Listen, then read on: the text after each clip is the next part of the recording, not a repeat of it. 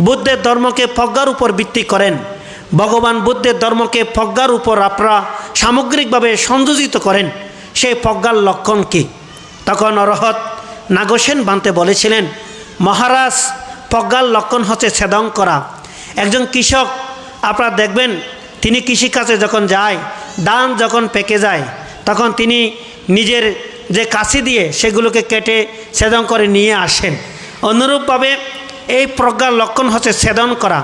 নিজের অন্তর্জগতে যে পাপ ও কুশল উৎপন্ন হয়, যে কালিমা উৎপন্ন হয়, দেশ উৎপন্ন হয়, লোভ উৎপন্ন হয়, মোহ উৎপন্ন হয়, অবিদ্যা উৎপন্ন হয়, হিতাহিত বিচার শূন্যতা উৎপন্ন হয়, অজ্ঞান উৎপন্ন হয়, তখন সেগুলোকে ছেদন করা হচ্ছে প্রজ্ঞার লক্ষণ।